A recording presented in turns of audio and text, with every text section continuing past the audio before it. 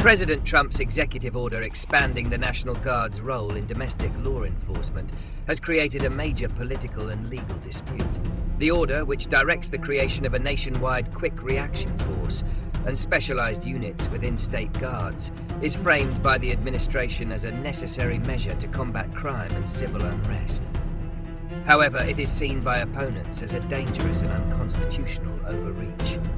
Critics, including state governors and legal scholars, argue that the order militarizes domestic policing and violates long-standing legal principles, such as the Posse Comitatus Act, which limits the use of the military for civilian law enforcement. They contend that the president is bypassing the authority of state and local leaders to address what they see as a local issue.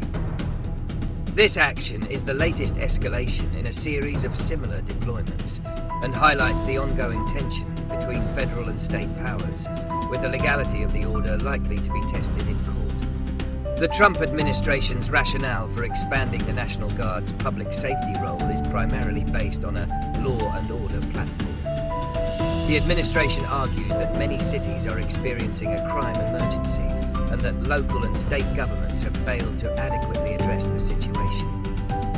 Trump has frequently pointed to high-profile crimes in cities like Washington, D.C. and Chicago, framing them as evidence that federal intervention is necessary to restore order. This executive order is a way for the administration to formalize its ability to bypass state governors and deploy the Guard for domestic law enforcement. By creating a quick reaction force and specialized units, the administration aims to have a prepared and trained force that can be rapidly dispatched to quell civil disturbances and crime, a move it justifies as fulfilling a constitutional duty to ensure a safe nation for its citizens.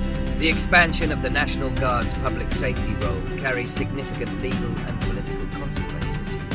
A major concern is the erosion of the principle of civilian control and the blurring of the line between the military and law enforcement. Legal experts argue that using military forces for domestic policing risks violating the Posse Comitatus Act and could lead to an abuse of power. This move could also set a dangerous precedent, allowing future presidents to use military force to bypass the authority of state and local governments.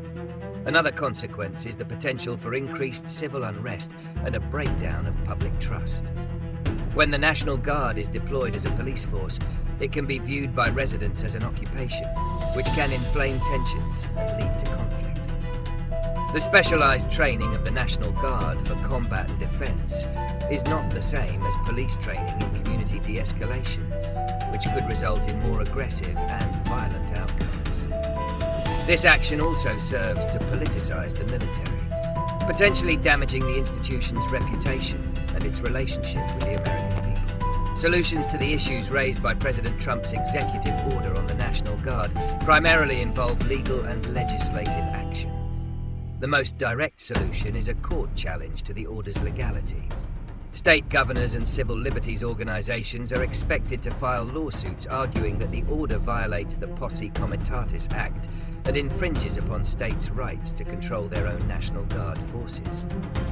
A legal ruling on this matter would either uphold the president's power or more likely establish clear limitations, providing a check on executive authority. Another solution lies with Congress.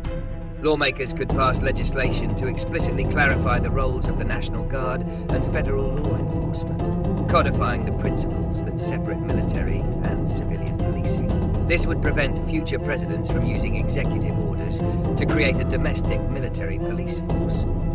This legislative solution would be a more permanent and durable fix, protecting against similar overreaches in the future.